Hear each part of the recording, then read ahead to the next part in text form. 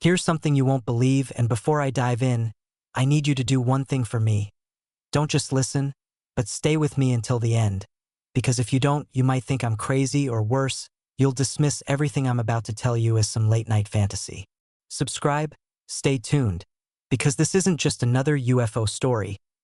It's the story of how one night near Area 51 changed my life forever, and how something I can't explain has been following me ever since. My name is Daniel. I'm 34 years old, and I've spent most of my adult life chasing stories that other people are too afraid to touch. I'm not a conspiracy theorist, at least I didn't used to be. I'm a freelance journalist, someone who makes a living digging into places where truth and rumor collide. And I thought I had seen it all, from secret military tests in the desert to government cover-ups that never made the evening news. But nothing, absolutely nothing, prepared me for what happened last September on the lonely road just miles outside of the restricted perimeter of Groom Lake. It started like most of my assignments do. A tip from someone I probably shouldn't trust. A guy online, calling himself Orion, sent me coordinates with a message that read, "If you really want proof, be here at midnight. Bring a camera. Don't bring anyone else." Normally, I delete messages like that. 99% of the time, it's some crackpot trying to lure a reporter into chasing shadows. But the coordinates he sent me were different. They pointed to a barren stretch of highway just south of Rachel, Nevada, right along the edge of the infamous Extraterrestrial Highway. And here's the thing. That area had been buzzing with rumors for weeks. Locals talked about strange lights over the desert, low humming sounds that rattled windows at night, even cattle mutilations that the sheriff's office refused to investigate. I wanted to prove it was all smoke and mirrors, just another wave of UFO hysteria feeding off the mystery of Area 51. So I packed my old Canon camera, a voice recorder, and enough coffee to keep me awake through the night. By 11:30, I was parked on the side of Highway 375, the desert stretching endlessly in every direction. A black ocean of nothingness under the star-choked sky. The air was dry and cool, the kind of silence that makes you hear your own heartbeat. No cars, no people, just me and the vast emptiness of Nevada.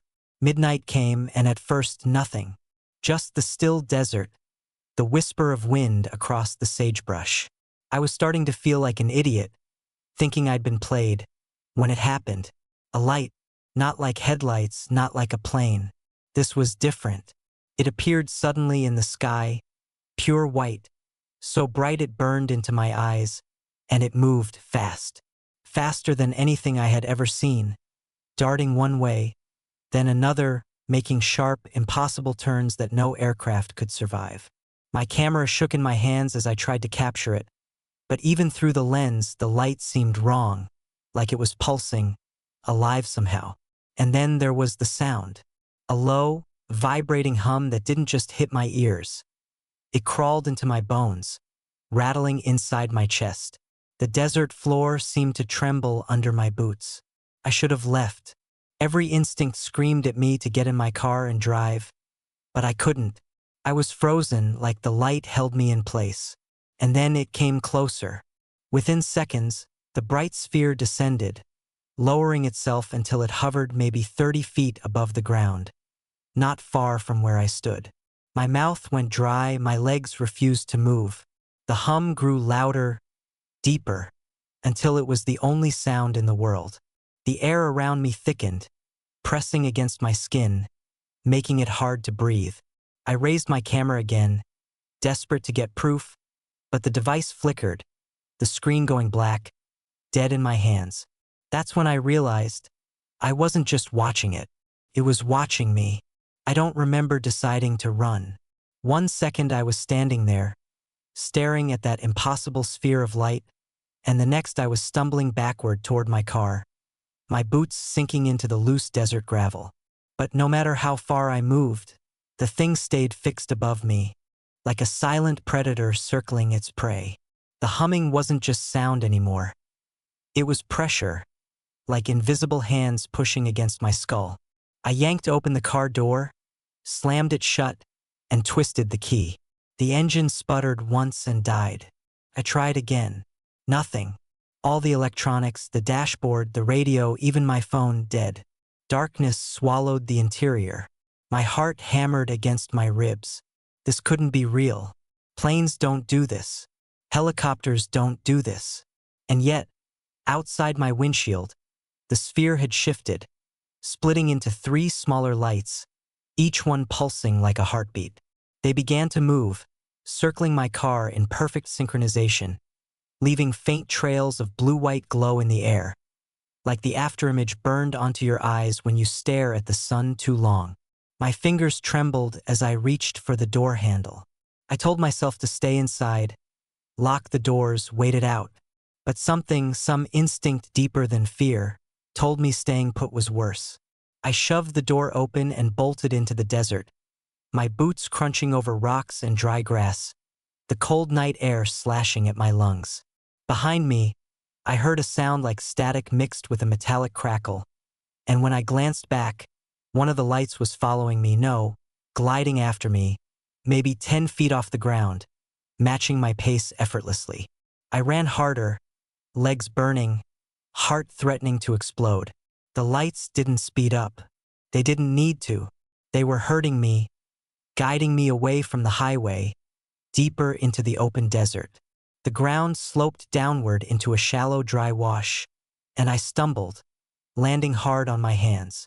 The dirt felt warm, as if heat radiated from the ground itself. Above me, the 3 lights reformed into one sphere, larger than before, its glow soft now, almost inviting. My fear fought with a strange calmness seeping into my thoughts, like warm water filling a cold room. My mind whispered that everything was fine, that I should stand, that I should go to it. And then I heard a voice, not out loud, but inside my head. A low, even tone, not male, not female. Do not resist. I screamed. I don't know if the sound made it out of my throat. My body felt heavy, my arms like lead. I tried to crawl backward, but my limbs moved sluggishly, like in a dream. The sphere descended, and a beam of pale light shot from its underside, washing over me. My vision blurred, edges melting into white. The desert disappeared. The cold air vanished. All at once, I was weightless. When my senses returned, I wasn't on the ground anymore. I was inside something, an interior, dim but lit by a soft bluish glow. The air smelled metallic, like ozone after a lightning strike. My stomach lurched as I tried to move. Gravity didn't feel right.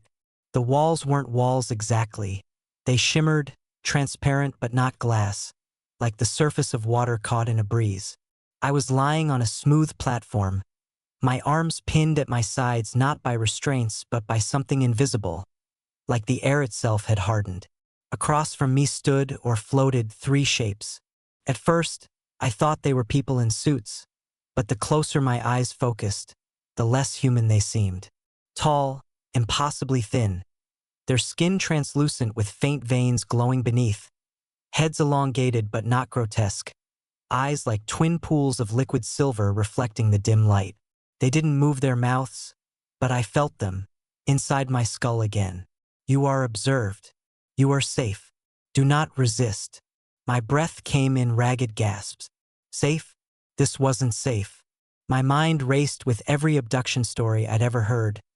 Implants, experiments, lost time. I tried to speak, but my voice cracked. Why me? I croaked, the words swallowed by the vast, humming silence. One of the beings tilted its head, like it was studying an insect. Then the voice returned, colder now. You approached. You sought truth. Truth observes you in return. Something shifted near my feet, a section of the platform sliding open with a hiss. A thin, needle-like device rose from the opening, glinting under the soft light. My stomach flipped. Panic surged up my throat. No, I whispered. No, no, no. My muscles strained against the invisible pressure holding me down, but it was like trying to push against stone. The being moved closer, its silver eyes locking on mine. And then I felt it. Not pain exactly, but a sensation like my entire body was being scanned, layer by layer, a million invisible fingers brushing against my skin and slipping through it at once. My mind screamed even as some alien calm pressed down on me, trying to smother the panic. Somewhere beyond the shimmering walls, I sensed movement. Other presences, machines or organisms I couldn't see but could somehow feel. This wasn't a dream. This wasn't a hallucination. I was inside something impossible, something no one on Earth would ever believe. The scanning sensation grew stronger, threading through my bones like cold electricity. Every cell in my body felt as if it was being catalogued, mapped, stripped bare. My heart hammered in my ears. I tried to turn my head, to focus on anything other than those silver eyes, but even my neck refused to obey. The device at my feet hummed, its tip glowing with a faint blue pulse, and as it moved closer to my skin, I braced for pain. But instead of piercing me, the beam from the device passed straight through my body, like a ghost of light. Images flickered in my mind. My childhood home in Denver, the smell of gasoline at my father's garage, the face of my college girlfriend, my mother's voice calling my name. It was as if something was rifling through my memories, pulling them out, one by one, without permission. "Stop," I choked out, but the sound was weak, swallowed by the endless hum. The beings didn't react. Their faces, if you could call them faces, remained expressionless, their eyes reflecting everything and nothing. Another voice, clearer now, echoed inside my head. Observation complete. Patterns detected. Subject carries memory of restricted sight. The phrase sent a jolt through me. Restricted sight. Did they mean Area 51? I'd never even been inside the perimeter. I'd just driven along the highway, taken photos from the fence. My mind spun. Were they looking for something? Or was I just unlucky? The platform beneath me shifted. The invisible weight holding me down lessened, like someone had loosened a belt around my chest. My fingers twitched. I could move just barely. "Why are you doing this?" I whispered, my voice raw. One of them floated closer, tilting its head. For the first time, I sensed something like curiosity, a ripple of thought brushing against mine. "Why do you search? Why do you come to forbidden edges?"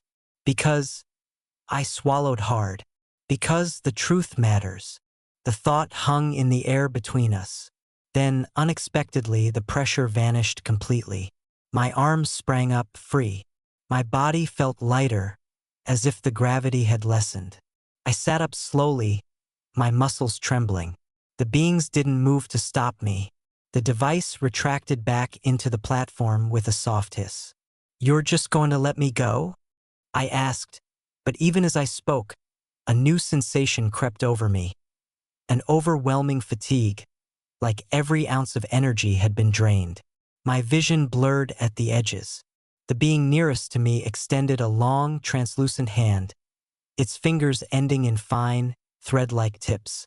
I flinched, but the voice in my head came again, softer now. "You are observed. You are marked. We follow." The last two words echoed, louder than the rest. "We follow. We follow." A low vibration filled the room, the same hum I'd heard outside, but now it seemed to come from everywhere, like the whole place was alive. The walls began to ripple, their shimmering surfaces warping into patterns like liquid mercury. I felt the platform beneath me tilt, and suddenly I was falling, not down, but through. The bluish glow stretched into streaks, the humming grew deafening, and then everything went black. When I came to, I was lying on my back in the desert. The sky above me was still dark, the stars unmoving. My car sat a few hundred feet away, the driver's door wide open. I staggered to my feet, my head spinning, my mouth dry.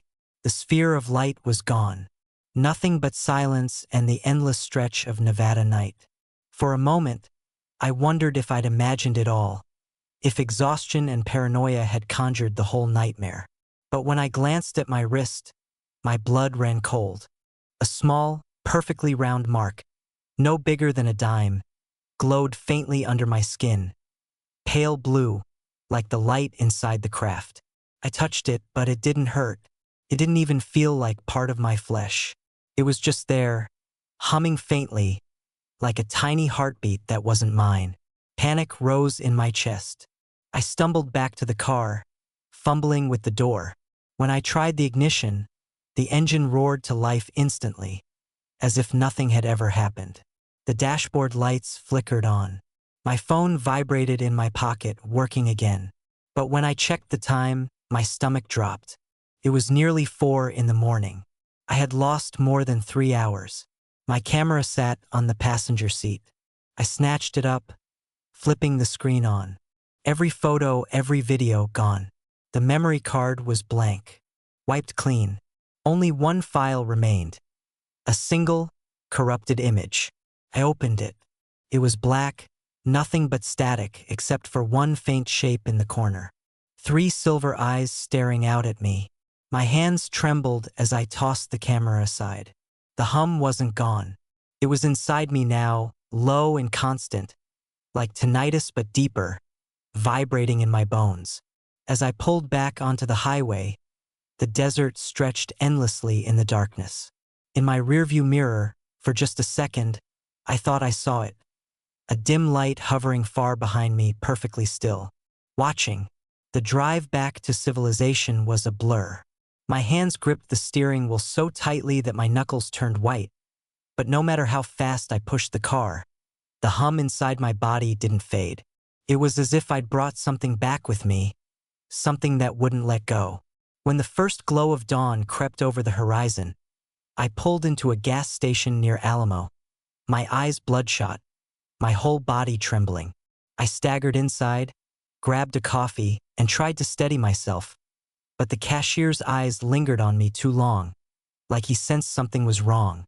When he handed me the cup, his fingers brushed mine, and he flinched, as if he'd touched a live wire. I didn't wait to explain. I drove straight home to Las Vegas, curtains drawn, phone off, every lock on the door checked twice. I wanted to pretend none of it had happened, but the mark on my wrist glowed faintly in the dark, a constant reminder that I hadn't imagined any of it. For days, I barely slept.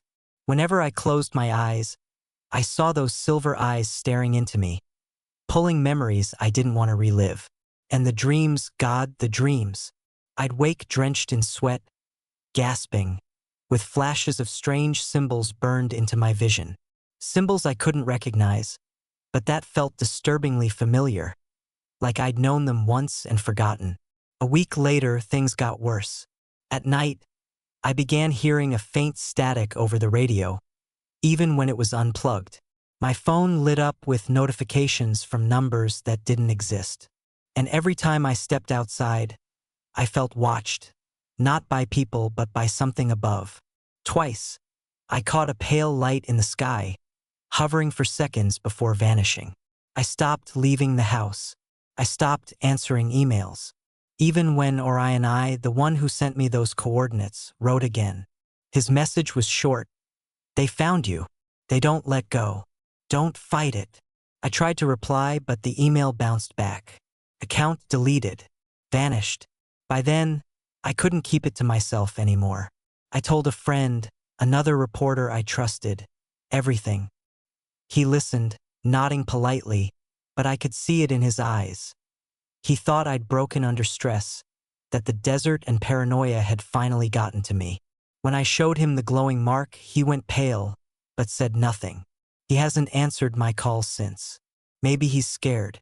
Maybe he's right to be. And then, 2 nights ago, it happened again. I was sitting at my desk, staring at the corrupted image on my camera, when the hum inside me grew louder. The air in the room thickened, pressing down on my chest, and the lights flickered. My computer screen glitched, freezing on a single phrase that shouldn't have been there. We follow. I ran to the window, heart pounding. The neighborhood was quiet, empty, but above the street, just above the rooftops, hung that same pale sphere of light, silent, patient, waiting. I should have been terrified, but instead, a strange calm washed over me. the same calm I'd felt that night in the desert. My hands moved on their own, pressing against the glass, as if drawn to it. And then, clear as day, the voice returned inside my head. You are observed. You are marked. You belong to us now. I stumbled back, shaking, clutching my wrist. The glow pulsed stronger than ever, syncing perfectly with the hum in my chest. I don't know how much longer I can hide. They don't want me dead, not yet. They want me to follow, to go willingly. And the worst part? Some nights, when the silence stretches too long and the world feels too small, I want to. I catch myself stepping outside, staring up at the sky, waiting for that light to return. Because deep down, beneath the fear and the panic, I know this isn't finished. They promised they would follow, and I believe them,